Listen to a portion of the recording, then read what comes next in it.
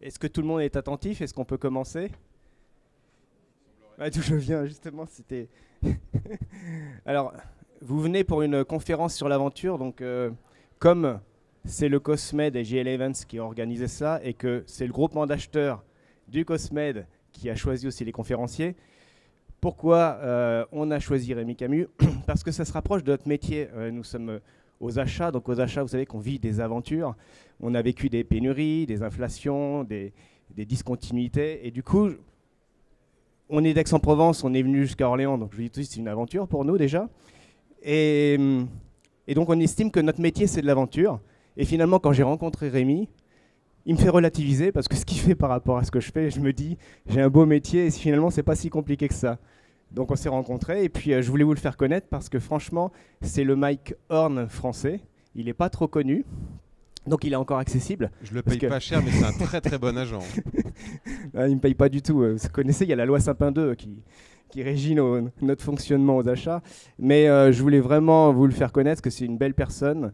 Il a des aventures extraordinaires et il le fait avec passion. Et du coup, quand vous allez regarder l'humilité qu'il a, quand vous allez écouter tout ce qu'il a fait, on peut un peu le transposer dans tous nos rêves, dans tout ce qu'on fait au quotidien. Et à chaque fois qu'il fait une aventure, il l'associe à une démarche de développement durable, une démarche écologique. Il y a beaucoup de pédagogie, il intervient dans les écoles et tout. Et je trouve que c'est bien de donner du temps, d'influer quelque part, de sensibiliser, parce que il faut passer par la sensibilisation pour engager l'action.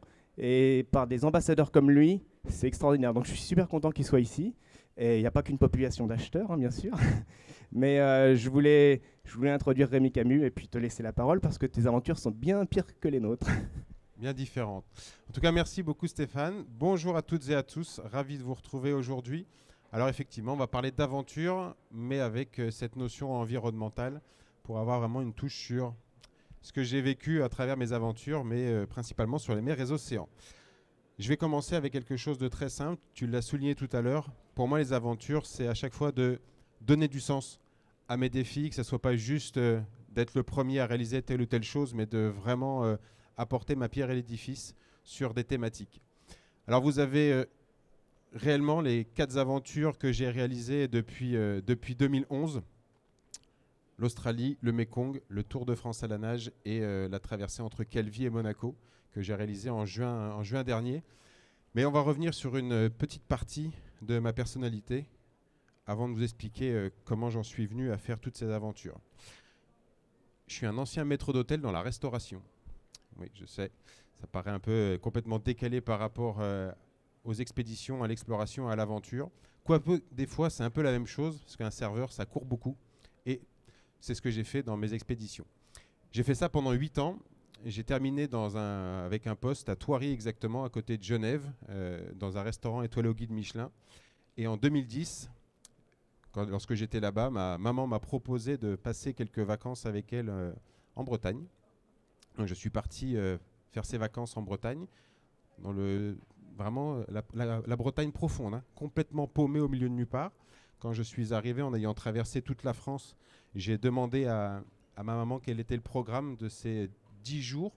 Et ma mère m'a dit, eh bien, demain matin, on va commencer par une brocante. Tu vas voir, c'est génial. Exactement, c'est extraordinaire et très excitant de faire une brocante quand vous êtes en vacances. Donc le lendemain matin, effectivement, on s'est retrouvé sur cette brocante, perdue au milieu de nulle part, 700 exposants, beaucoup de monde. Moi, je suis parti rapidement voir si la bière en Bretagne était bonne. Et au bout de 2 pintes, je me suis dit, je vais aller essayer de retrouver ma maman dans toutes ces personnes, voir si elle n'a pas réussi à acheter toutes les babioles qu'elle pouvait trouver. Et moi, en cherchant ma mère, eh bien, je suis tombé sur l'étalage d'une femme qui vendait toute sa collection de livres. Et je cherchais, sans forcément chercher quelque chose, je voulais juste regarder ce qu'il y avait. Et je tombe sur un livre d'un Lyonnais qui s'appelle Jamel Bali. Il doit avoir maintenant 65, 70 ans, Jamel. Et il a traversé l'Amérique en courant. Il a écrit un livre qui s'appelle Au cœur des Amériques. Il est parti d'Alaska pour aller jusqu'à Terra del Fuego, dans le sud de l'Amérique. Et donc il a fait ça en 1 an et demi. Il a couru 24 000 kilomètres. J'ai regardé le synopsis du bouquin, je trouvais ça très intéressant. Il était vendu 6 euros, je l'ai négocié à 5, quand même, c'est important. Tu vois, les achats, c'est important de savoir négocier. Je suis rentré le soir et puis après avoir mangé le repas, je suis parti directement dans ma chambre pour lire ce bouquin. J'ai lu le livre toute la nuit. J'ai pas dormi. Et quand je suis descendu le lendemain pour retrouver ma maman qui est en train de prendre son café vers 8h30, 9h du matin, avec sa robe de chambre, ses cheveux un peu comme ça, son café, je lui ai dit, maman, je viens d'avoir une idée. Elle m'a dit quoi? Je vais traverser un pays en courant. Il est 8h30, 9h, ma mère me regarde, elle me dit, finis déjà le café et on verra ton pays après. Ok. Donc je finis mon café, mais l'idée avait germé dans ma tête, je me suis dit, je vais traverser un pays en courant. Donc j'ai mis 8 mois pour préparer cette aventure, de passer de 5-10 km par jour en courant à 2 fois 20 km. Le matin, je courais 20 km. Je faisais le service dans le restaurant le midi. L'après-midi, je partais à la salle pour pouvoir m'habituer à tracter ce petit engin qui est juste à côté, là, une petite remorque. Et puis ensuite, le soir, après le service, je repartais courir 20 km de nuit pour m'habituer à la course à pied. L'objectif, il n'y avait rien, et je l'avoue, d'environnemental dans cette thématique. L'objectif au début, c'était de découvrir qui était Rémi, et c'est ce que je conseille souvent aux personnes. Si vous avez 15 jours dans votre vie à prendre seul, sans personne, faites-le. Barrez-vous.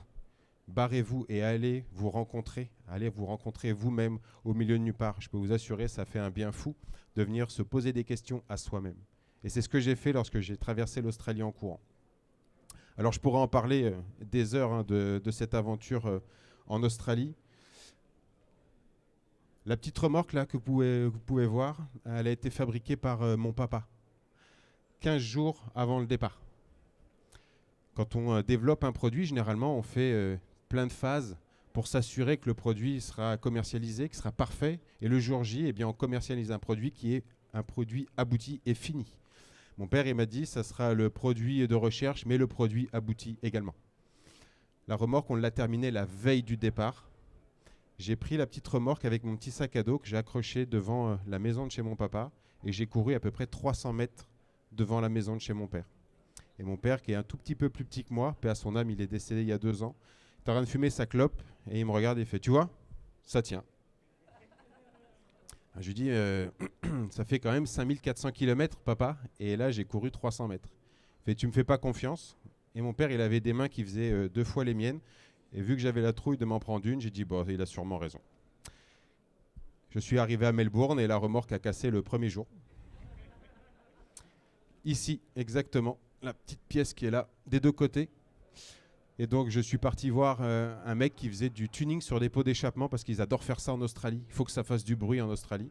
Et j'ai rencontré ce monsieur qui s'appelle Chris et je lui ai dit, Chris, j'ai un problème, je viens de casser ma remorque et voilà, pour traverser l'Australie. Mais tu es parti d'où? Et j'avais honte de lui dire que je venais juste de partir de ce matin, quoi. Donc il m'a dit, ouais, je te répare ta remorque, il n'y a pas de problème. Donc il commence à bidouiller toute la remorque. Et puis au bout d'une demi-heure, je lui pose la question, ça va tenir? Mais bien sûr que ça va tenir. Il me sort sa carte de visite, chose que mon père n'a jamais fait. Et il me donne la carte de visite, il me dit, peu importe où tu seras en Australie, je viendrai moi-même réparer la remorque. Quand je suis arrivé à Darwin, je l'ai appelé et je lui ai dit, Chris, tu te souviens du Français qui voulait traverser l'Australie en courant? Il me dit, oui, je me souviens très bien. Je suis à Darwin, j'ai terminé mon aventure et ta remorque, elle a tenu. Pendant le périple en Australie, c'était vraiment une aventure de tous les jours. L'objectif, c'était d'aller rencontrer les aborigènes, de discuter avec eux, de prendre du temps, de comprendre leur mode de vie. Mais je n'imaginais pas en fait ce que j'allais découvrir on va dire en plein milieu de l'Australie. Se retrouver en plein milieu du désert, eh bien, vous avez des routes comme ça à perte de vue. Et à un moment donné, eh bien, on se retrouve malheureusement contraint de ne plus avoir une goutte d'eau. Il faut trouver des solutions pour pouvoir subvenir à ses besoins. Et je dis ces besoins, mais ce genre de besoin de devoir boire. Et donc j'ai tenu 4 jours sans boire d'eau. Et donc, au bout du 4e jour, j'ai décidé de pisser dans une bouteille, ce qui s'apparente à être une bonne bière mousseuse, avec très chaude, mais sans le goût de la bière. Ouais. Et vous avez à peu près 3 cm. Et donc, quand vous regardez ce truc-là, vous dites ça va être long la journée, je le sens. Et donc, on boit ça parce qu'on n'a pas de choix. Il faut le faire pour pouvoir survivre. Et moi, ça m'a vraiment mis la puce à l'oreille de me dire si moi, ça m'a affecté sur ma traversée de l'Australie, sur mes 100 jours de course, il y a des gens qui doivent se battre toute leur vie pour avoir un accès à l'eau. Donc je suis revenu en France, j'ai fait énormément de présentations dans les écoles pour sensibiliser les enfants parce que c'est des choses qui me touchent beaucoup parce que c'est la prochaine génération et il faut les embarquer, il faut leur donner les clés de plein de choses, les clés de plein de portes pour qu'ils puissent prendre conscience de toutes ces choses-là. Et ensuite je me suis dit, eh bien vu que j'ai découvert ce que c'était la rareté de l'eau en plein milieu du bush australien, on va faire l'inverse, on va voir ce que c'est l'abondance de l'eau. Alors en 2013, j'ai monté ce projet de vouloir descendre le Mékong. Et au début, c'était de le descendre à la nage. Et je ne savais pas nager. Donc j'ai monté tout mon projet. Et donc c'est vraiment le cas. Hein, c'est 4400 km, mais c'était à la nage.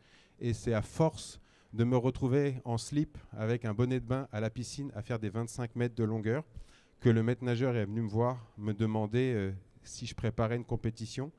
J'ai dit non, je ne prépare pas de compétition, mais je suis en train de préparer une aventure et je voudrais descendre le Mékong à la nage.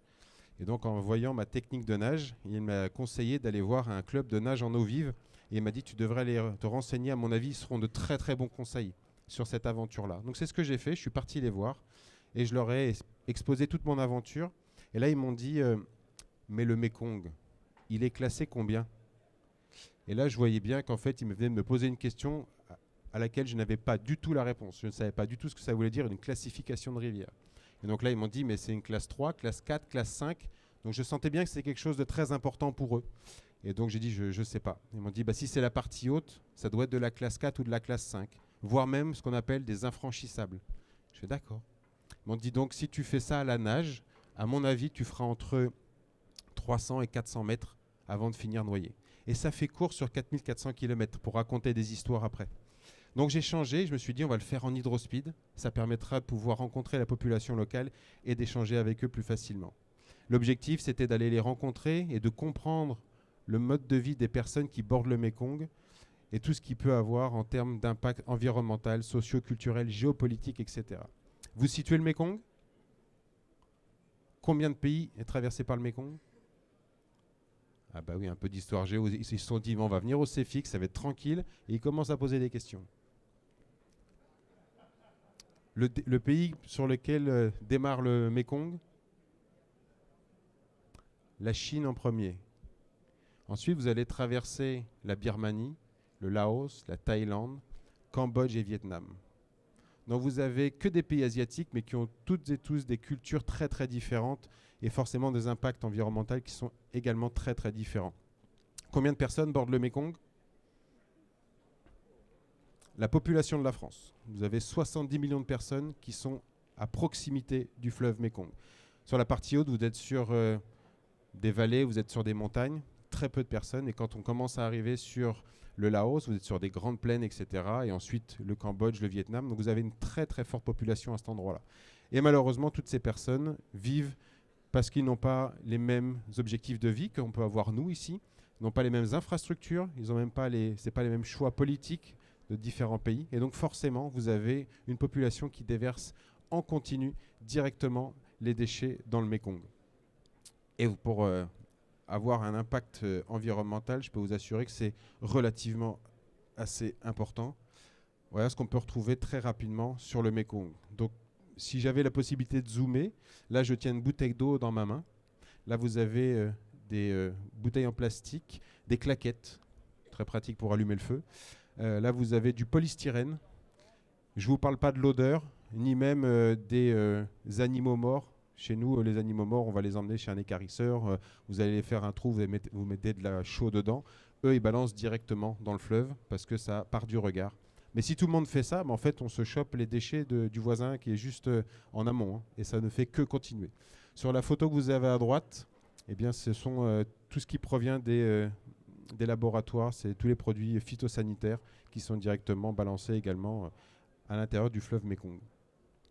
Après, ça reste une population qui est relativement intéressante parce que vous avez des gens qui sont très tournés vers les autres personnes. J'ai eu de la chance inouïe de rencontrer des centaines et des centaines de personnes sur le bord du Mékong, voire même des fois c'était un peu cocasse leur façon de vivre. Je vais vous raconter cette petite anecdote qui m'a beaucoup fait sourire parce que quand je me tapais 14-15 heures de palmage dans la journée, le soir, quand je voulais dormir, je me posais toujours cette question, est-ce que quelqu'un va venir me voir au milieu de nulle part ou est-ce que je vais être tranquille pour pouvoir passer ma nuit? Et souvent, c'était la première chose qui se passait. il y avait une personne qui débarquait, qui traversait la jungle et qui se trouvait juste à côté de moi et qui me demandait de venir avec lui pour pouvoir passer la soirée dans sa maison.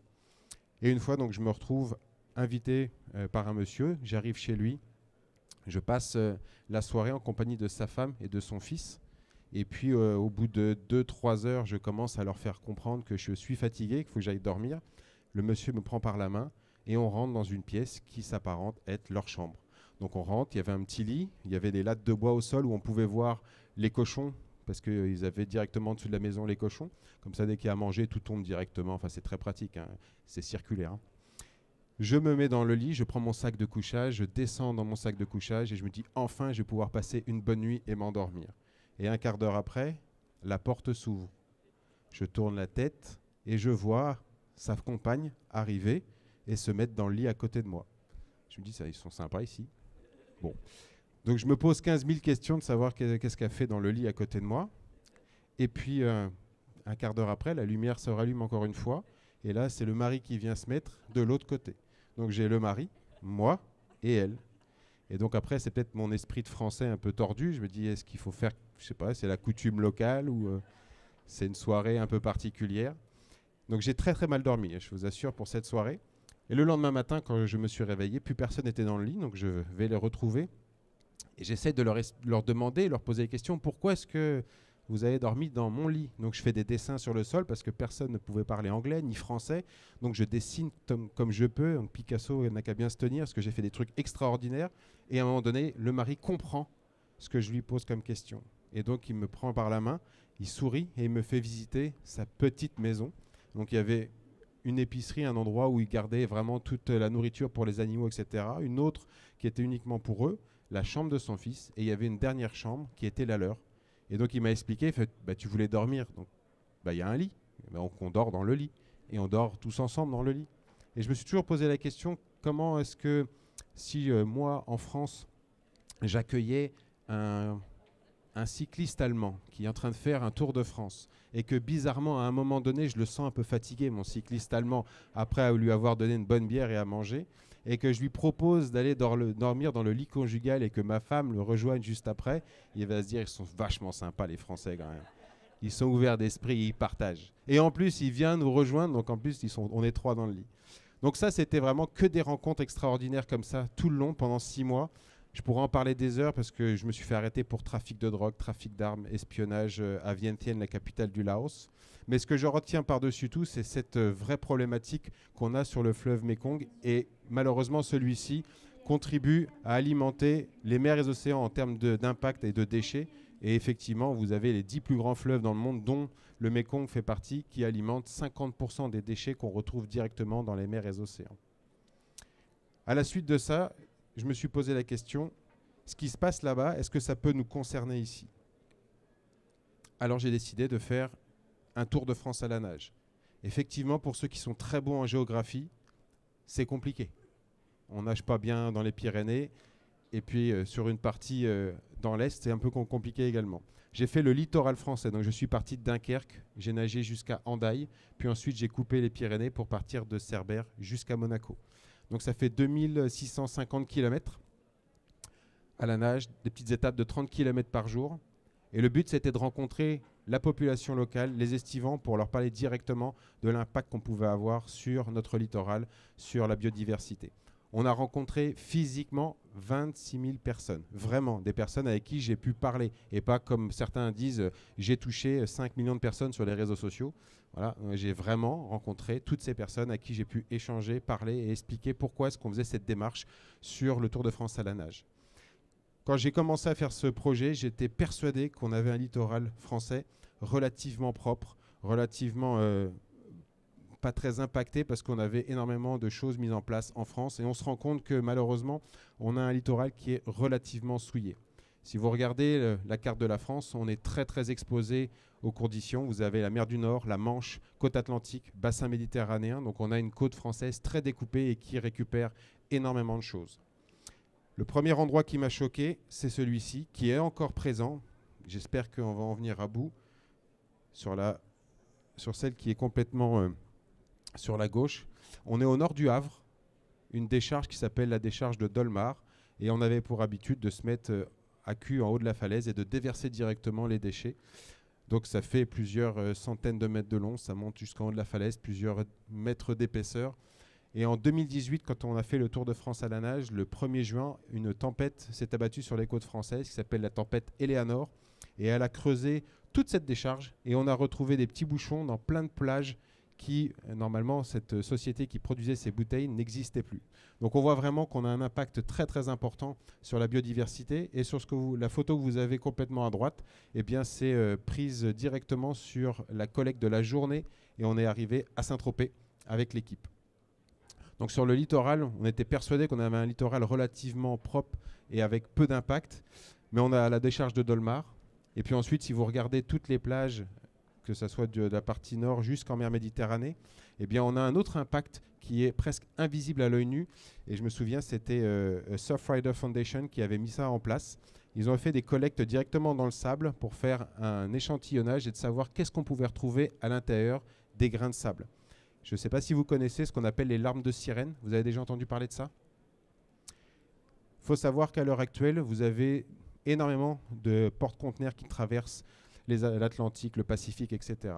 Il faut savoir qu'à l'heure actuelle, vous avez environ 12 000 conteneurs qui passent par-dessus bord à cause des conditions de mer, etc., etc. Certains sont remplis avec des voitures, avec des chaussures, avec tout ce que vous voulez, et d'autres se retrouvent avec des petites billes de PET, de polymère. Lorsque ces épaves, parce que c'est des épaves du coup, se retrouvent à la surface, ils dérivent tout doucement et lorsqu'ils touchent un récif corallien, s'éclatent et tout ce qui est à l'intérieur se déverse. Et ces petites billes de plastique se confondent avec les grains de sable.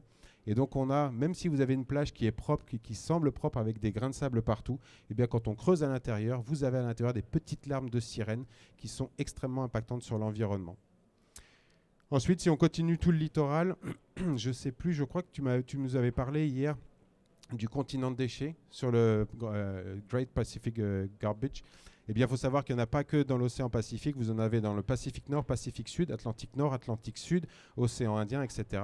Eh bien, je ne savais pas non plus, eh bien, c'est qu'au large de Biarritz et de Saint-Jean-de-Luz, vous avez un gir qui est à cet endroit-là. C'est un gir qui est tout à fait naturel. Quand vous regardez la position de la France, vous avez la pointe Bretagne qui se trouve tout en haut et vous avez l'Espagne qui est juste à côté de la France. Lorsque vous avez une marée montante, celle-ci est plus ou moins parallèle avec l'équateur. Et lorsque la marée montante monte et arrive donc en face de nous, si vous voulez, et vient s'appuyer sur les côtes françaises, elle s'éclate lorsqu'elle est sur la pointe Bretagne. C'est pour ça que vous avez des courants très forts sur la mer du Nord et la Manche. Et l'autre partie vient directement descendre dans le golfe de Gascogne. L'autre marée montante s'appuie, elle, sur le nord de l'Espagne et les deux courants se rejoignent au large de Biarritz et de Saint-Jean-de-Luz. Et à cet endroit-là, c'est inévitable, vous avez toutes sortes de trucs qui tournent en rond. Peu importe ce que fera Biarritz et Saint-Jean-de-Luz en termes d'impact environnemental, tout l'argent qu'ils pourront mettre dedans, dans tous les cas, ils auront ce gir qui sera continu à cet endroit-là. Donc ça, pour nous, pour l'équipe, ça a été vraiment impressionnant parce qu'on n'imaginait pas du tout retrouver autant de déchets au large de Biarritz et de Saint-Jean-de-Luz. Et ensuite, je vais vous passer les problématiques dans la mer Méditerranée. La mer Méditerranée, à la surface, c'est très très propre. Et quand on met la tête au fond de l'eau, eh bien, vous avez des bouteilles en plastique, du verre, vous avez des micro-ondes, vous avez des machines à laver. Je ne savais pas que les poissons en avaient besoin. Vous avez des carcasses de voitures, des motos, etc. Et on se rend compte que la mer Méditerranée est relativement belle, mais elle est très très fragile. Et donc c'est ce qu'on a voulu faire sur la dernière aventure. J'en ai parlé un petit peu hier quand on a fait la table ronde. On a voulu aller au-delà de ce qu'on pouvait voir à l'œil nu. Quand on a fait notre tour, quand j'ai descendu le Mékong, on pouvait voir des déchets qui étaient visibles à l'œil nu, qui étaient directement sur le fleuve et qui sont facilement collectables parce qu'on les voit directement. On peut les ramasser. Quand on a fait le Tour de France à la nage, on a vu des déchets qui étaient visibles directement sur le littoral. Quand on a fait la Méditerranée, on voulait aller au-delà de cette pollution et on voulait voir ce que l'œil ne pouvait pas voir. Patrice, lorsqu'on a fait la table ronde, en parlait hier. Le plastique met 400 ans pour disparaître. Et je me souviens de ma maîtresse, je parle de celle quand j'étais à l'école, m'a dit « Rémi, le plastique met 400 ans pour disparaître ». Et pour moi, quand j'étais gamin, j'ai dit c'est cool, 400 ans pour disparaître, même si c'est à une échelle plus ou moins longue, 400 ans. Sauf qu'elle avait oublié une chose, de rajouter, c'était 400 ans pour disparaître du regard. Et ça, c'était extrêmement important parce que le plastique restera dans tous les cas au niveau de la planète. Il sera toujours là. Sur une infime partie, on le verra presque plus, il sera moléculaire, mais il sera quand même là. Donc c'est ce qu'on a voulu faire sur cette traversée. Et donc je suis parti de Calvi pour faire une traversée en totale autonomie et sans assistance, ce qui était prévu au début. Et malheureusement, on n'a pas pu le faire ainsi. J'ai dû me faire déplacer par le voilier d'assistance parce que je nage bien, mais sous un orage, c'est moins bien. Donc on a décidé, parce que l'objectif, c'est de pouvoir raconter des histoires et de le partager. Mais si j'étais mort dans un grille-pain, ce n'était pas forcément la meilleure solution. Donc à un moment donné, il faut être aussi honnête et de dire les choses et ce que j'ai vraiment vécu. Donc on l'a fait sans assistance, en totale autonomie, mais presque sans assistance, en tractant cette petite embarcation qui mesurait 3 mètres de long, 1,80 m de large et qui pesait 200 kg pour avoir et la nourriture, de quoi transformer l'eau de mer en eau douce et puis toute la partie électronique pour être en totale autonomie en plein milieu de la mer Méditerranée. Et on a collaboré avec 2 entités. Le CHU de Grenoble, c'était plus sur la partie stress Occident, afin de comprendre comment l'être humain arrive à gérer son stress lorsqu'il est dans un environnement hostile. Ce ne sont pas des informations qui sont intéressantes pour vous, mais c'est plus intéressant pour nous en termes de préparation physique en amont pour s'assurer d'avoir une préparation optimale le jour J. Mais la deuxième information, c'est celle-ci. C'est pour nous en tout cas beaucoup plus intéressant.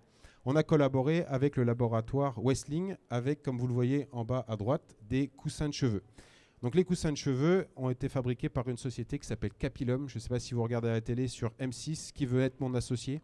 Et ils sont passés sur cette émission. Et en fait, Clément, qui a développé avec James ce procédé, au tout début, il faisait du paillage à partir de vos cheveux dans les salons de coiffure, qui était une matière non valorisée au tout début. Et ensuite, ils se sont posé la question, est-ce qu'on ne peut pas faire autre chose avec ces cheveux ? Donc la première fois, ils ont fait un test sur la plage du Prado lors d'un grand festival. Ils avaient retiré la bouée des 300 mètres pour la remplacer par une bouée avec des coussins de cheveux pour voir s'ils pouvaient capter énormément d'informations. Et ils avaient sorti des coussins de cheveux qui étaient noirs, donc couverts d'huile, d'hydrocarbures, etc. Mais c'était uniquement une constatation qui était visuelle. Ils n'avaient pas fait de test scientifique derrière tout ça. Nous, on s'est dit, est-ce qu'on ne peut pas les utiliser pour faire autre chose ? Et donc c'est ce qu'on a fait. On a utilisé 3 coussins de cheveux. Il faut savoir que la population qui est ici, toutes les personnes qui sont dans le festival, toutes les personnes qui sont sur cette belle planète Terre, nous sommes toutes et tous contaminés à 100% au PFAS. Vous en avez dans le sang, vous en avez dans vos cheveux, vous en avez partout, malheureusement. Donc le coussin témoin a été forcément un coussin blanc pour pouvoir travailler sur une base de travail, mais ça n'a pas été quelque chose de très révélateur. On savait déjà qu'on allait retrouver ces informations. Le coussin halé qu'on a immergé, lui, a été très intéressant parce que l'action du sel, de la houle, du soleil, etc., a lavé complètement tous les PFAS qu'il y avait à l'intérieur des cheveux. En revanche, on est passé, à mon avis, à travers une nappe d'hydrocarbures parce qu'on a trouvé du zinc dans les coussins de cheveux, ce qui est plutôt logique lorsqu'on est en plein milieu de la mer. Vous avez un trafic maritime relativement important, donc effectivement, il se peut qu'il y ait des traces d'hydrocarbures, etc., en plein milieu de la mer, à la surface de l'eau. Le coussin retour a été immergé à 100 km des côtes. On voulait quelque chose de vraiment neutre pour ne pas avoir d'impact avec le trafic maritime, etc. Et on a eu un protocole par le laboratoire Wessling. Ils nous ont dit 100 km des côtes pendant 48 heures. Ce que je vais expliquer là sur l'information ici, le PFAS XA, on n'a pas fait une aventure avant l'aventure pour savoir si cette aventure allait être impactante. On a juste balancé des coussins de cheveux à un endroit et on s'est dit on verra bien ce qu'on va trouver. On a sorti ce boudin, ce coussin de cheveux, et à l'intérieur on a trouvé le PFAS XA. Le PFAS XA est un PFAS, donc il en existe des milliers. Celui-ci est produit principalement dans la vallée du Rhône. Alors effectivement, les chiffres annoncés peuvent être très facilement démontés par plein de scientifiques. Nous, ce n'était pas le but de dire on est plus fort, on a trouvé des informations, c'est juste de faire des constats. Dans le coussin de cheveux, on a sorti 18 microgrammes par kilo de PFAS XA. À titre d'information, le seuil de toxicité dans un œuf, il est de 1,8, donc on était 10 fois supérieur. Et dans les crustacés, il est de 15, donc on est près de 3 fois supérieur. Donc pour nous, c'était extrêmement intéressant et important de pouvoir noter cette information et de le partager. Et quand on a terminé le projet, on s'est posé la question, quelle pourrait être la suite ? Parce que si ça peut être facilement démontable par des scientifiques, qu'est-ce qu'on peut faire de plus ? Et donc là, Stéphane Fievé, donc le directeur du laboratoire Wessling sur la partie R&D, m'a dit « Rémi, il faut qu'on qu'on réduise la zone de travail pour qu'on puisse travailler sur quelque chose de beaucoup plus simple. Et c'est là où il m'a proposé, est-ce qu'on ne peut pas faire quelque chose sur le fleuve, le Rhône? On part du glacier pour aller directement dans la mer Méditerranée, parce que celui-ci forcément aura un impact directement sur la Grande Bleue. Donc c'est ce qu'on est en train de mettre en place sur cette aventure. On en parlait un tout petit peu hier sur la table ronde. On faisait un constat plutôt noir de plein de choses. Et en fait, ce que j'essaye de dire lorsque je fais des conférences avec les enfants, c'est que chaque geste compte et que c'est pas tout noir. On peut faire des choses, on arrive à faire des choses.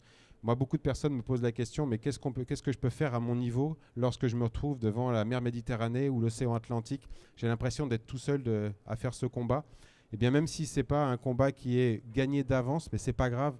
Chacun fait sa petite pierre à l'édifice, chacun fait sa petite action du colibri, et elle est extrêmement importante. Et si chaque personne au quotidien apporte sa petite pierre à l'édifice, je peux vous assurer, on fait une vraie différence sur la suite.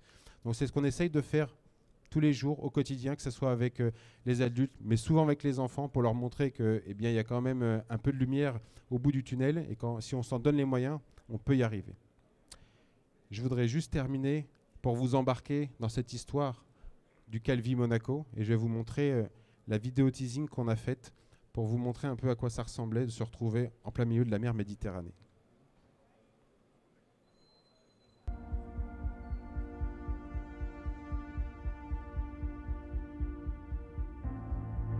Je m'appelle Rémi Camus, je suis donc aventurier, explorateur, formateur en technique de survie. Et récemment, j'ai traversé la Méditerranée à la nage entre Calvi et Monaco en totale autonomie et presque sans assistance.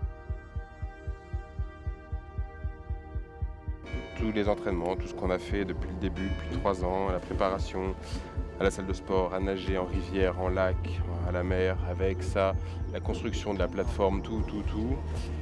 Et là maintenant c'est parti. Et ça va être que du fun. On va vivre des bons moments, des mauvais moments, mais c'est ça qu'on appelle l'aventure.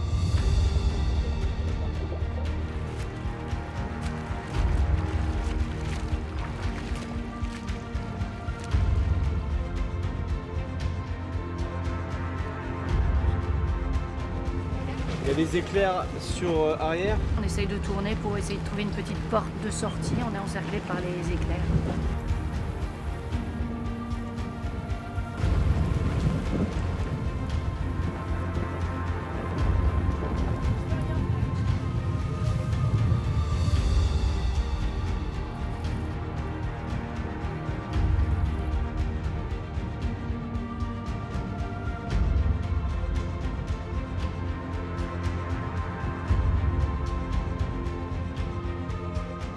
Je pense souvent à la famille quand je suis dans les moments compliqués, parce que c'est ce qui vient me réconforter et me booster en tout cas pour progresser et avancer.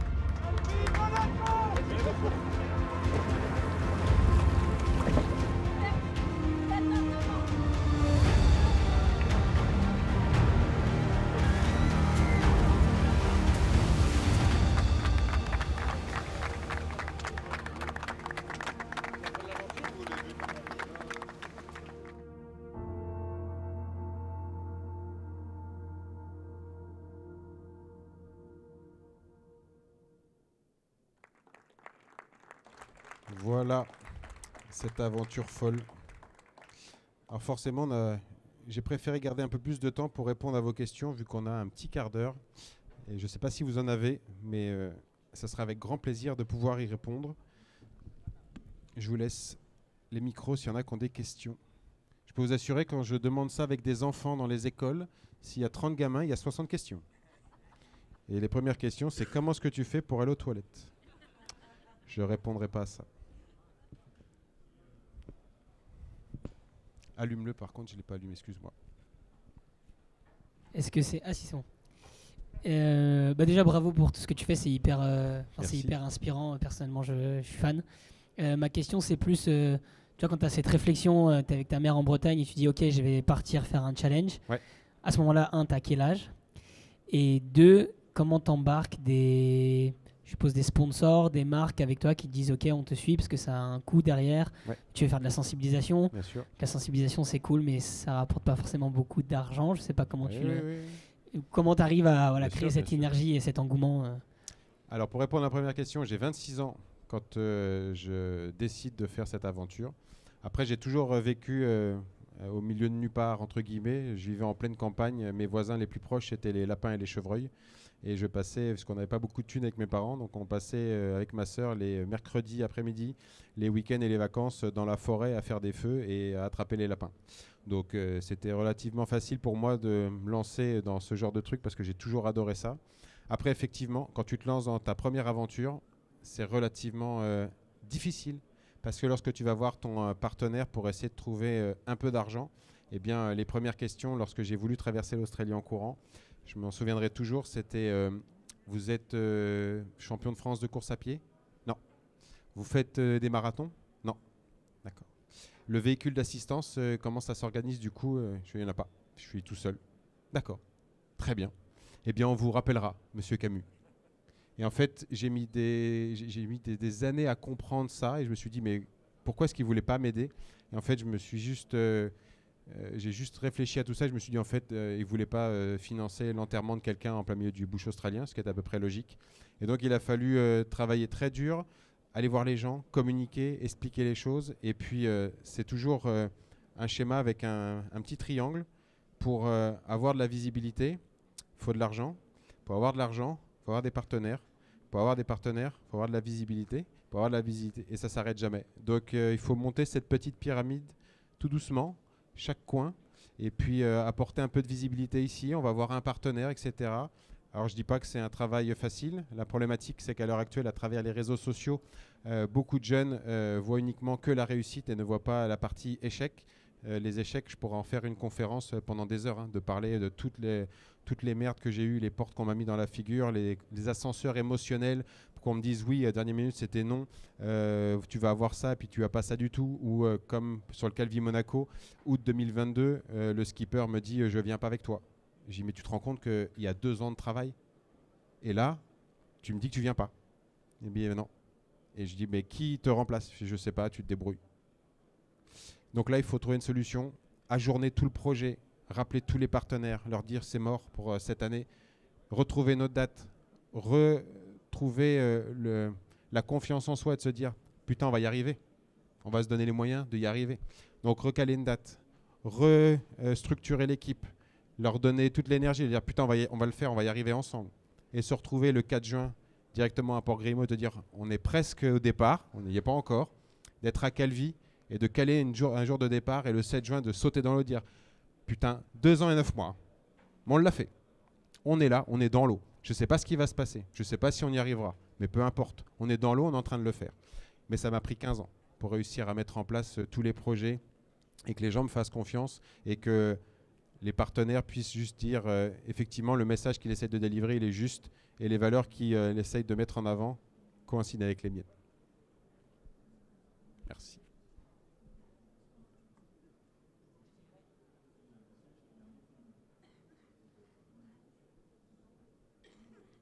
Tu pousses.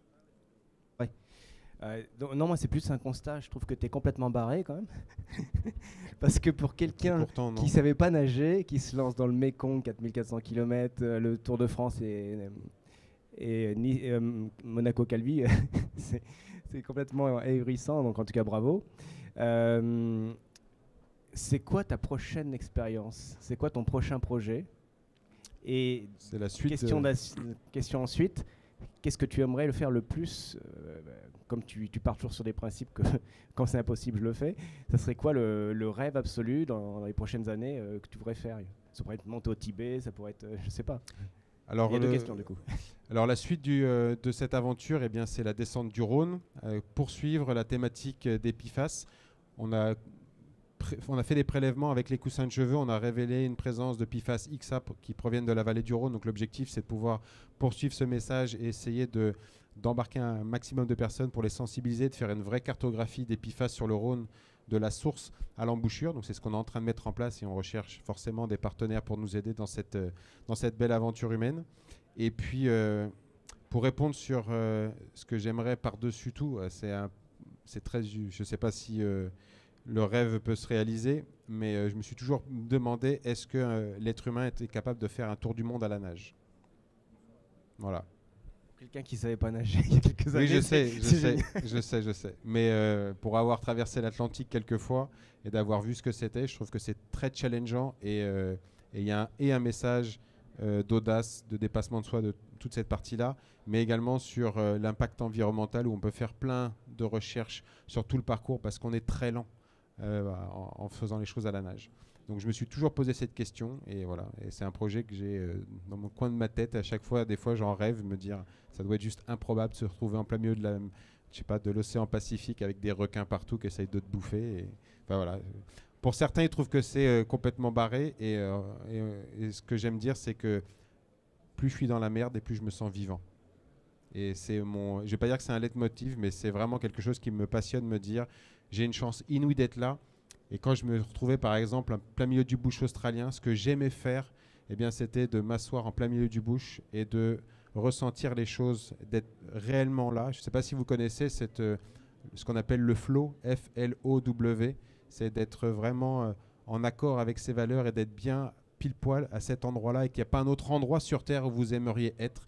Eh bien, j'adorais ressentir toutes ces émotions-là, c'est d'être assis dans le désert, de ressentir les vagues de chaud qui venaient me fouetter le visage avec les petits grains de sable, de voir les petites boules de spinifex qui tournaient autour de moi, de sentir les odeurs d'eucalyptus, de sentir la chair du kangourou qui était crevé à côté de moi, de voir les dromadaires, les chameaux qui étaient complètement en décomposition et de me dire avec la sueur, la petite goutte qui coule tout doucement comme ça, qui vient sur votre nez, de se dire je suis bien là. Et qu'il n'y a pas un autre endroit, et même si ça paraît complètement dingue, j'ai pas bu depuis 2 jours, j'ai presque plus de bouffe, j'ai plus rien du tout, je suis bien là. Et c'est ce que j'aime à travers mes aventures.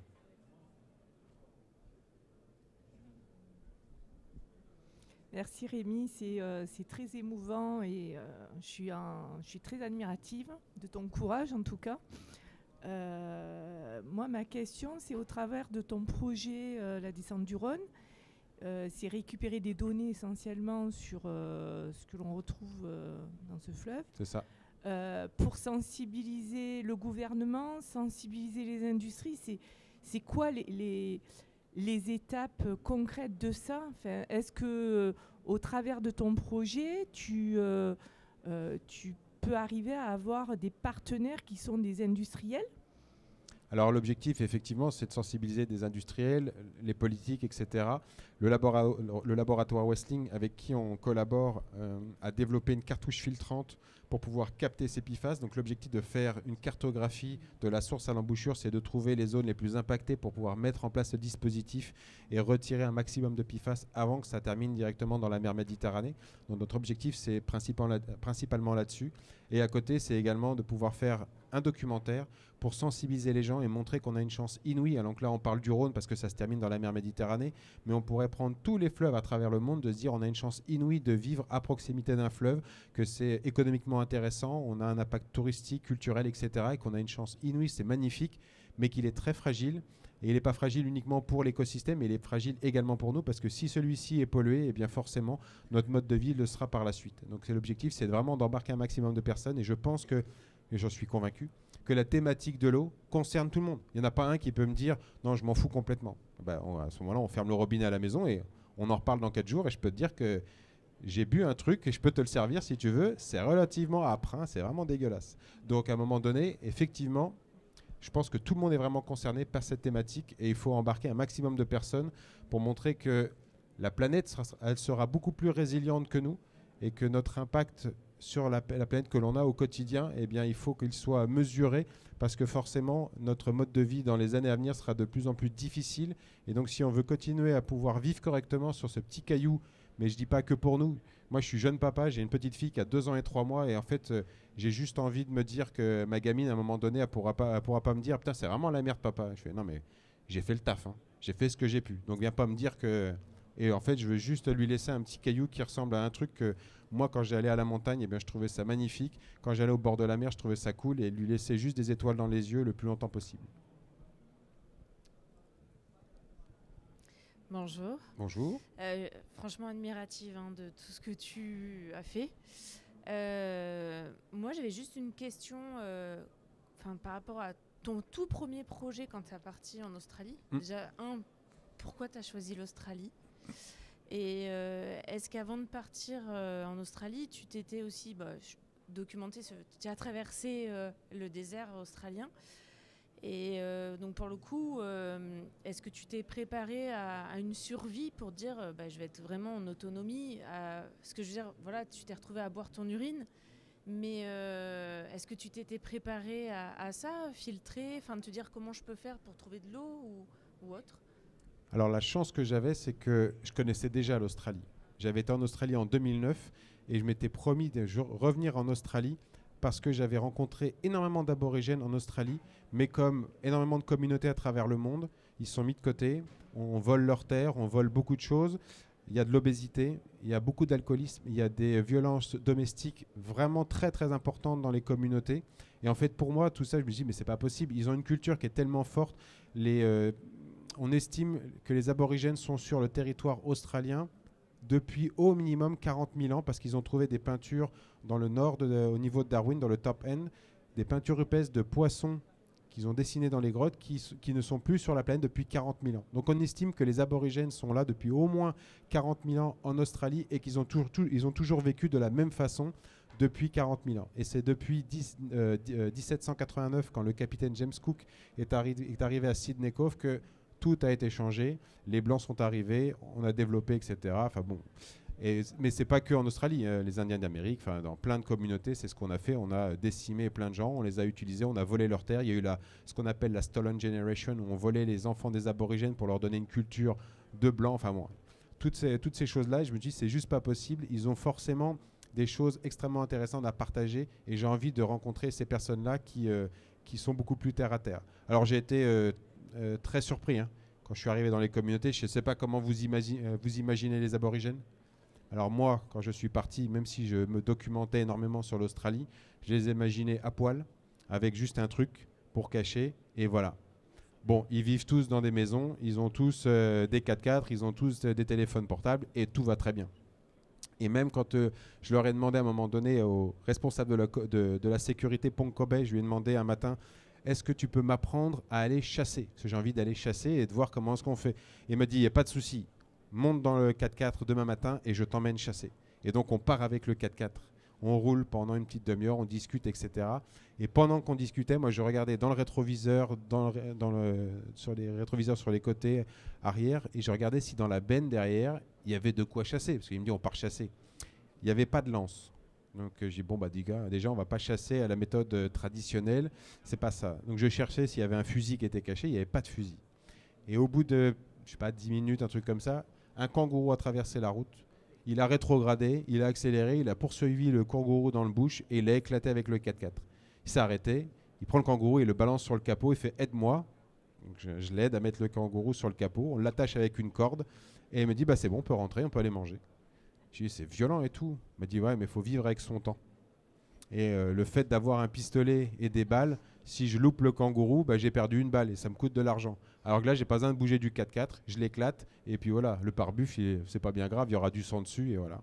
Donc pour moi, je voulais vraiment aller rencontrer ces personnes-là et ce côté très nature qu'on pouvait pas avoir. Et puis après, effectivement, je me suis énormément documenté. Là, j'ai parlé de boire mon urine, mais j'ai chassé des serpents. Mais tu sais pas si c'est pas le serpent qui va te chasser à un moment donné, parce que si tu te fais mordre dans le désert, potentiellement, tu y laisses la vie. Je me suis fait piquer par une araignée sur ce bras, une redback, une petite araignée qui ressemble à une veuve noire, et ça réveille. Donc forcément, il y a toutes ces choses-là que j'ai dû travailler en amont pour me préparer. Et puis après, c'est ce que j'explique à mes stagiaires, parce que je suis formateur en technique de survie à côté. Je leur explique que dans la survie, il faut être pragmatique, opportuniste et surtout avoir beaucoup de créativité. Parce qu'en fait, c'est des choses, je ne vais pas dire qui sont innées, mais en fait, ce sont des choses que l'on connaît, mais qu'on ne met jamais en application, parce qu'on vit dans un environnement où tout est parfait. Il fait 21 degrés tout le temps. Et en fait, de se mettre dans des conditions très dures, les gens ne le font plus. Donc moi, j'ai appris à le faire assez facilement. Et pour moi, c'était une évidence de me retrouver en plein milieu du désert.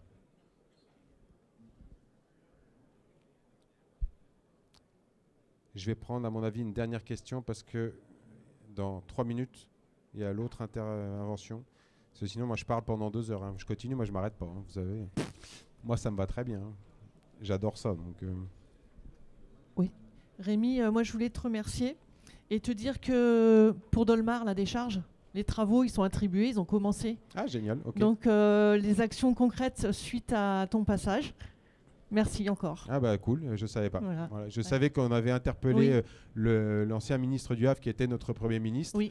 Donc on l'avait interpellé pour lui dire, écoute, c'est bien d'être à Paris, mais il y a cette décharge et il faut faire quelque chose. Je sais que Surf Rider Foundation avait fait pas mal de vidéos pour montrer qu'il y avait toutes ces problématiques-là, mais je ne savais pas où c'en était sur la décharge de Dolmar, donc bah, c'est cool. Merci encore. Bah, merci beaucoup. Merci à toutes et à tous pour votre attention. Merci d'avoir été aussi nombreux. Si pour X raisons ça vous intéresse, j'ai écrit un livre en 2022. Je raconte quelques bêtises à l'intérieur de tout ce que j'ai pu vivre. C'est pas un livre chronologique avec toutes mes aventures posées les unes après les autres. Ce sont uniquement des valeurs de vie que je viens de nourrir avec plein d'anecdotes de tout ce que j'ai vécu à travers le Mékong, l'Australie, le Tour de France à la nage, etc., etc. Donc, si ça vous intéresse, je peux en dédicacer quelques-uns. Merci beaucoup.